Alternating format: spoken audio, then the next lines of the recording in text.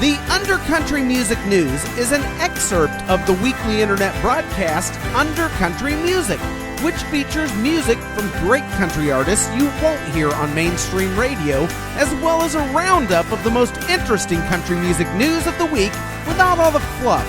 This program you're listening to right now contains only the news portion of the show. To listen and subscribe to the full weekly episode containing the music and interviews, please visit undercountrymusic.com or simply subscribe to the Undercountry Music Podcast on iTunes. Let's get into it. So Doug, I'm sitting here with Doug Larson. He's the head road tech for Sammy Kershaw, country artist extraordinaire. At least I think you still are. Well, I'm the production manager, and actually, we're on a tour with Sammy Kershaw, Joe Diffie, and Aaron Tippin all together. For the better part of the last 4 years, that's been our mainstay. I have 3 juvenile delinquents on stage at once and a 5-man band behind them, and it's probably the most fun I've had on tour in 20 years. Nice. Well, seeing how you and I toured together 25 years ago, I'll take that as a compliment. Absolutely. It took 3 country stars to match the awesomeness of smelling my farts in a van for 3 weeks at a stretch. Right. The Neil Smith and Stevie Stiletto experience, most of it I can't talk about until after the trial. That would be true. So now you're running around doing this 3 Amigos tour, and, well, I have 2 questions related to that. And you've already answered one of them, which was who the other 2 artists are. My other question is, now, are you the tech for all 3, or does each guy have their own main guy, and you do a lot of elbow bumping into each other? Nope. Obviously, Sammy is my main artist, but I'm the production manager for the tour. I'm also the stage manager, so there's no one to bump into.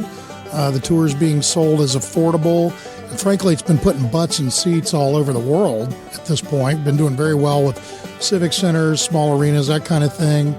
And it's cake, man. We're all brothers out there. We have a good time doing it. The whole show is kind of like VH1 storytellers on caffeine. We go up and down the line. Each guy plays a hit, and then they tell the story behind the song. So there's a band behind these guys. They're not just sitting on stools with acoustic guitars. Right, yeah. There's a 5-piece band. 3 guitars, 2 keyboards. 1 keyboard usually serves as a bass just to fatten it up a bit. So it's not a thin-sounding acoustic show. I also design the lighting for it. Since I'm a rock and hardcore guy, my lighting shows get a little busy. And so that's kind of how we roll with it on that. Anything up-tempo, we like to flash and trash it up. Cool. Now, I'm not sure everyone knows all the intricacies of everything you deal with in your role of making sure that a traveling show goes smoothly. Can you? Now, I've heard you on the phone trying to get little crap kind of squared away. Stuff like in-ear monitors and just small things like that. Making sure you have 5 of everything in case something goes down. And can you sort of explain to the listeners kind of all the small stuff? I don't want you to go that detailed, but all like what goes into it, and maybe also explain the term advancing the gear to the people out there. Well, man, my whole world is about time management, really, and the smaller details that fall through the cracks as we approach showtime, whether it's hand towels or bottled water that's room temp and bottled water that's cold, whether it's set lists, whether it's getting everything tuned and a line check. Lots of little things that fall through the cracks. I like to get to those early in the day. I get with the promoter, make sure that they have them on site and that they're stashed somewhere secretly, because my little buddies in the band will drink me dry and use all my towels and whatnot before the show, so we have to be hidden on those. But the point is the small stuff comes early in the day. Advancing a show, artists on this level who were at the apex of their careers in the early 90s, we call it the Where Are They Now file. Hope no one's listening. Trust me, nobody is.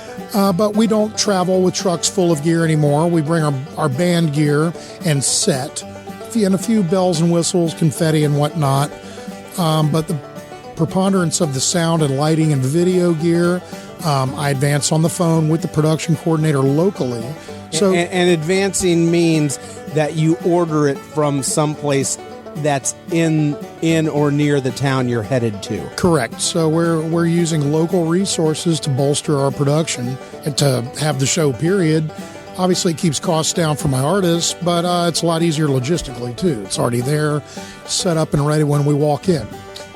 So that thins out my workday a bit. Nice. Okay, now you guys kind of made the news last year with a little fender bender that actually made all the country music news, and you were actually in one of the vehicles at the time of this, and I wanted to let you tell the guys about this little dust up on the road that made all the country music news. You're kind of looking at me with a fog, like what the hell are you talking about? No, I remember you have so many things like that you can't keep them all together? Yeah, I have to be a little more precise, please. There's been too many chapter 17s of the book. This wreck, anyway, happened in the middle of Texas in the middle of the night. Last year, we were on our bus pulling out of the venue parking lot. You'd think on a deserted Texas road in the middle of East Jesus, you wouldn't have a problem.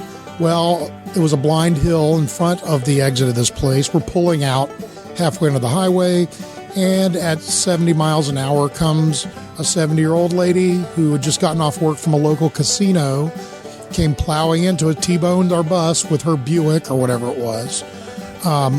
Thankfully, she just broke both of her legs and didn't get hurt any more seriously than that. None of us on the bus were seriously hurt. It did throw people around. In fact, we just started eating dinner when the accident happened. We had 3 big birthday cakes that were just all over the front lounge of the bus. It looked like a slapstick cop comedy or something. Everybody had cake all over their face and was flat on their ass on the floor.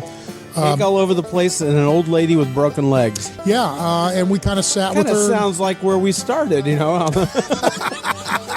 Cake and broken legs. It goes a long way. Come full circle in our careers here. Absolutely. So anyway, the worst injury was broken legs, and nobody else on the bus was hurt. No, we were a little sore naturally for a few days because we're all old farts. And the older lady who hit us, like I said, just broke a couple legs and messed up her neck, but she wasn't permanently injured, and we're thankful for that.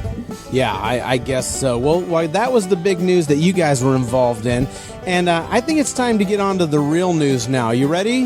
We're about to get involved in some even bigger news than that. Doug, are you strapped in and ready for what is normally the linchpin of this show? I am cinched tightly. Okay. That's good, because it's time for the Undercountry Music News! You looking at me like I just dropped out of a freaking spaceship. So, all right. For those of you who've heard the show, you know what this is all about. For those of you who haven't, here's the deal.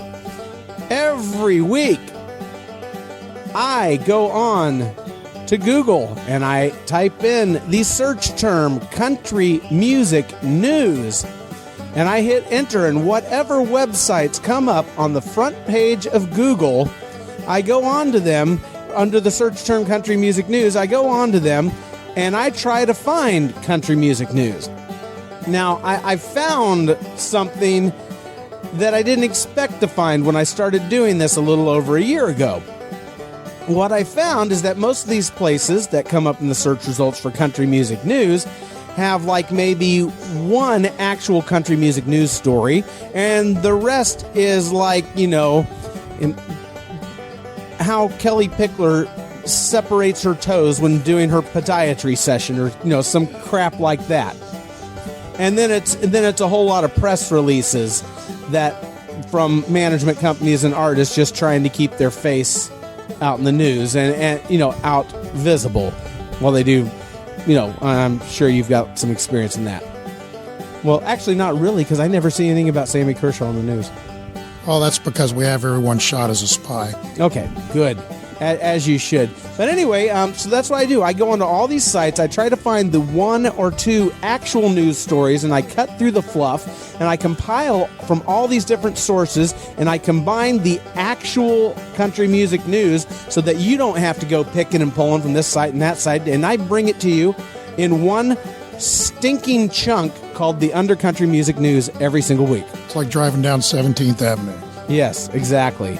Except, you can lose a lot more money on 17th Avenue in a real hurry. 10-4 on that. Yeah. All right. So, there's one other thing.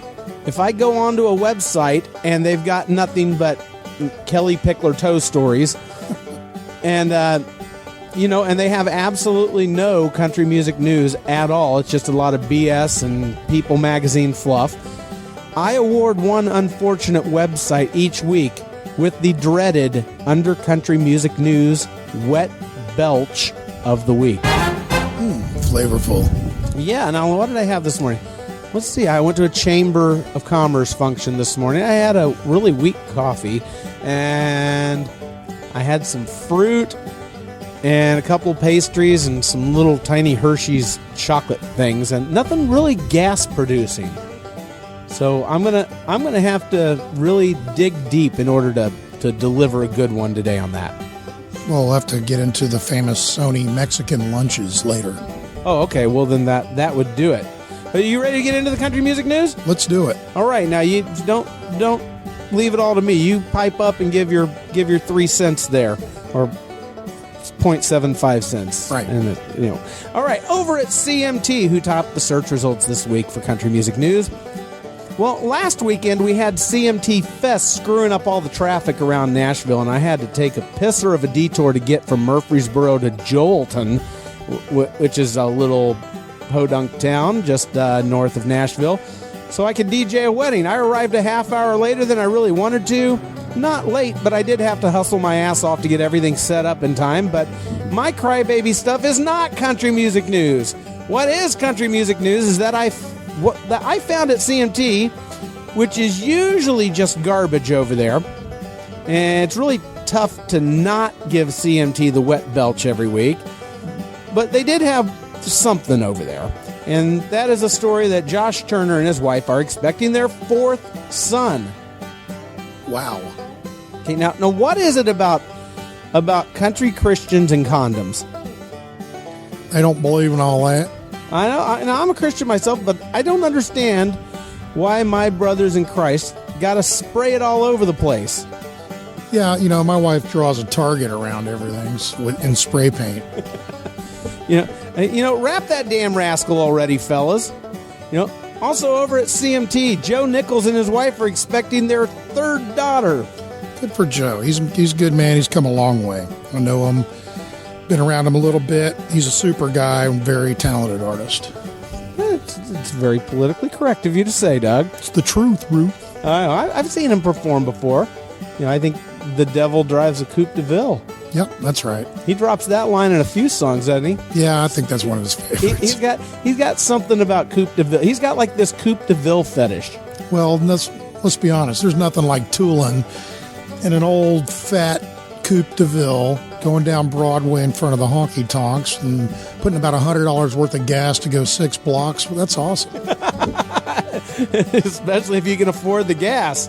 It's a little more affordable here in this area than in most places in the country, though. I got to admit that. It's not bad. You got to keep those John Deeres filled up. Yes, you do. All right, we're going to move over to Country Weekly right now. Yale University has bestowed an honorary Doctorate of Music degree on bluegrass legend Ralph Stanley. I think that's outstanding. Yeah. Ralph received his first honorary doctorate in 1976 from Lincoln Memorial University in Harrogate, Tennessee, but just got this one like a week ago. Well, I think that Ralph Stanley is an influence to so many even young up-and-comers today. They may not have heard of Ralph Stanley. Guarantee you there's an element of his music and what they create.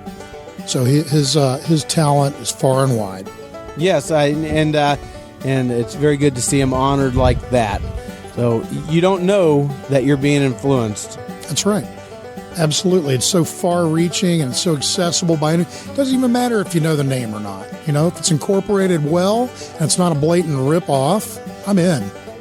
I like it. Okay, his latest album, Side by Side, pairs him up with his son, Ralph Stanley II, the father-son album. Well, what's better than one Ralph? Two Ralphs. Yeah, I know. I'm going to Ralph on someone later in this episode, though, but it's not going to be Ralph Stanley, because also over at countryweekly.com, you can watch the 42-minute-long documentary of the making of Dierks Bentley's new album, Riser, in its entirety. Skip to the Lou Rye. It's a Dirkumentary. Oh, very nice. Yeah, I like that. Like that. Okay, now here we're going to have some fun here, okay? Because we're going to get over to GAC. That had a completely different meaning in the 80s than it does now. Yes, it did. Trisha Yearwood gives the commencement speech at her old alma mater, Young Harris College in Georgia, where she graduated in 1984. What a cool lady, man. Still drives a black pickup truck. She's down home, down to earth, really cool. Yeah, well, she got an associate. Well, she graduated Young Harris College in 1984 with an associate's degree in business administration. And then she transferred to Belmont University in Nashville, where she graduated again in 1987 with a bachelor's degree in business administration. Jeez, I don't want to get sued by her. No. And then, according to one of my guests from a couple of weeks ago, who's another one of these annoying people like Doug Larson to my left here, who knows everybody and everything about Nashville. His name was Bill Lord. He does a show. Do you know Bill Lord? I know the name. Okay. Anyway, Trisha Yearwood, according to Bill, she went to work as a receptionist after getting out of college at a record label, where she started worming her way into recording sessions here and there to do a little ooh and ahs in the backgrounds of stuff, and eventually became a music artist in her own right and clawed her way up until she got famous enough to hook up with a famous guy who was already married. Whatever works for you. Hey, all right. And Trisha also received an honorary doctorate of music degree at the commencement. They're giving away those things like candy this week, aren't they? Man, no kidding. Okay. Here's my question, Doug. Okay. Business administration. Well, what did she do? Go to college for something like 8 years for this stuff, and then become a receptionist at a record label? Yeah, I mean, it's the tried and true thing of, any door you can stick your foot in to get into the business. I think that maybe she saw that as her way in, administratively. Whatever gets you in the arena, you got to get yourself to the circus. It's not going to come to you. So good for her. She started there, worked her way up. Sheer talent and being nice, being nice to people goes an awful long way, especially in Nashville, where the good old boy system is alive and well. Even to this day. Absolutely. Yes. Well, go figure. She actually went out and took what she wanted to take. She did, and she didn't accept no as a final answer. Being turned down by labels and whatnot, she kept a smile on her face, so she kept a good rep around town. And then that's where her sheer artistic talent took over. The rest is history. The lady's a success. Can't argue with that. No, you can't. But we can go over to Taste of Country now. Shall we? Well, we shall. We shall. All right. Jamie Lynn Spears. Is she like Britney Spears' sister? Is that the deal with her? I think that's her whole claim to fame. I think so. Well, according to Taste of Country, she's like all nervous about her new release coming out. I would be too. Okay, now Jamie Lynn Spears claims it took her 6 years to write her 5-song EP. Wow, that must be really profound. It's not out yet, but all 5 songs are available for streaming on Spotify right now. Well, let's run out and get Spotify. Oh, I did something even better. I couldn't help myself. I mean, damn, 6 years to write 5 songs? It's like Tom Schultz of country, man. I mean, at this rate, it would take 12 years to get an album out of this chick. That might be good. All right. Well, now I'm gonna put some things out here, and we're gonna see what 6 years of songwriting for 5 songs get you when you've focused that laser intently on every nuance of your creation and your art and what you're going to bring into the world. We're going to see what she's done here, okay? Oh, let's do that. Okay. Now I'm not going to play you all these songs. Probably I'll get sued if I do that because I don't have permission to play them. But here are the titles of these 5 songs that took 6 years to write. And I'm also going to give you the opening lyrical line of each song as we go through the 5.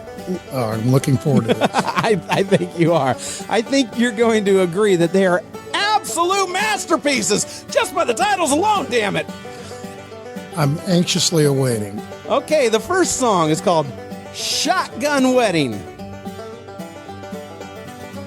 Wow. All right. The opening line of this masterpiece wasn't nothing but a Friday night.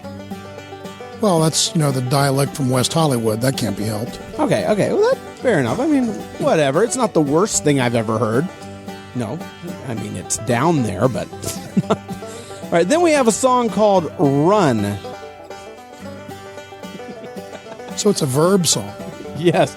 And it starts out, I'm bored, it's hot, let's play a little game of ready or not. I think that job at the car wash is still available here.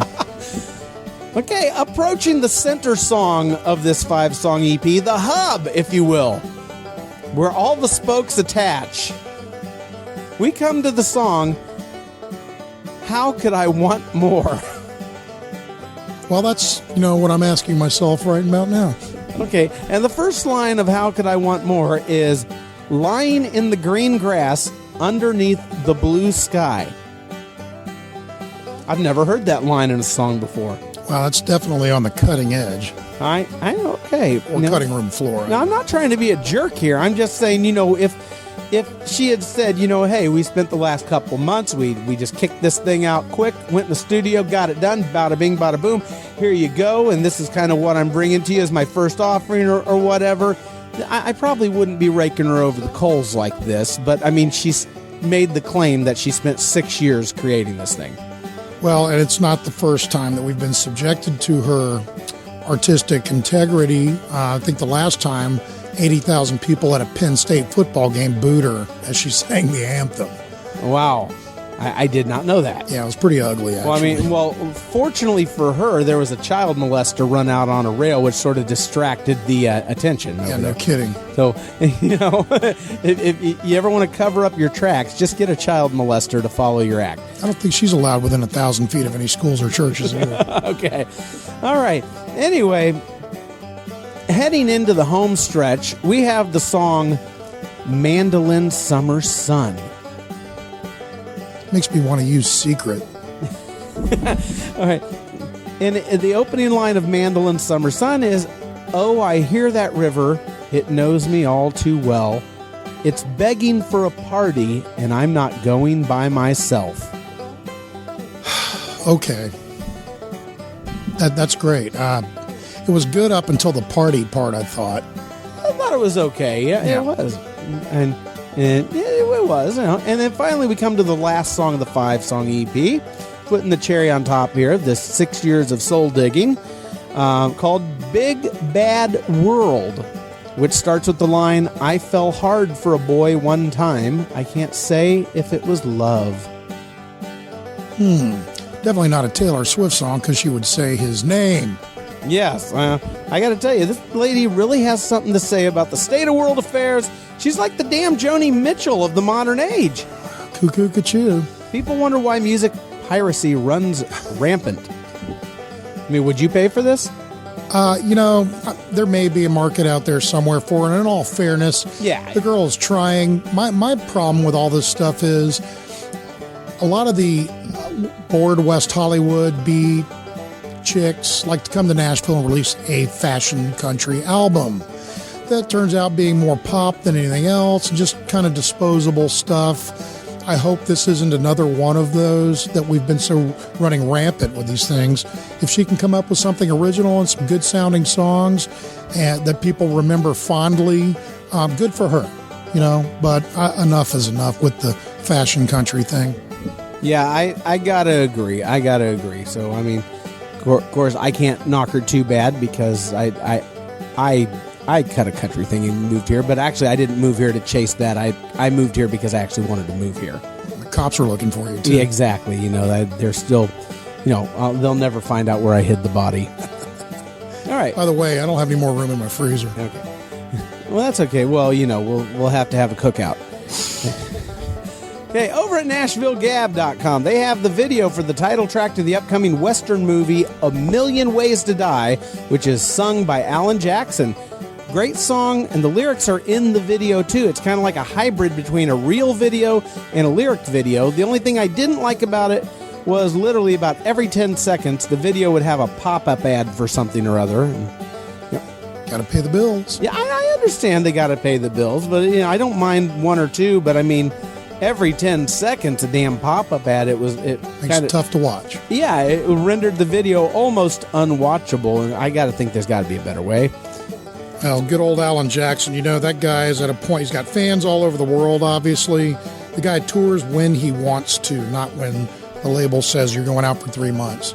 So he does as much or as little as he wants, and good for him. He's brought that measure of success to himself simply by hard work. Yes. And Dolly Parton is selling her West Hollywood home for $1.4 million. Gee, must be a gardener's shack for that in West Hollywood. Well, not far removed. The home is less than 1,100 square feet total. Wow. The garage has also been turned into a guest room and has a built-in toilet right next to the bed. Stick a microphone in there. That'd be awesome. Now, the home is also rumored to be the childhood home of Natalie Wood, and you can take the virtual tour over at NashvilleGab.com. Okay, we got three other websites to visit here. Wow, we got theboot.com. You familiar with The Boot? I am not. You're not? That's the best I could muster on the light breakfast I had. Sausage. But they deserve so much more because I got nothing! You know what? We're in Doug's backyard right now, and I've got neighbors like peeking out. I'm assuming this is quiet for your house, though. No, they're just grateful there's no blood splattering over the fence this time. Okay. Hey, moving on to Country Standard Time. There's a story about Blake Shelton's new barbecue pizza promotion through Pizza Hut, and that's about it. The pickings are getting slim here, Doug, on the Country Music News. Wow. Yeah, it must be a slow news day for sure. We do have 2 more sites to visit here, though, so we're in the home stretch here. At the 615, which is a subsection of Billboard.com, and it's not the 615.com. It's just you gotta look for country music news, and then down towards the bottom of the front page you'll find the 615.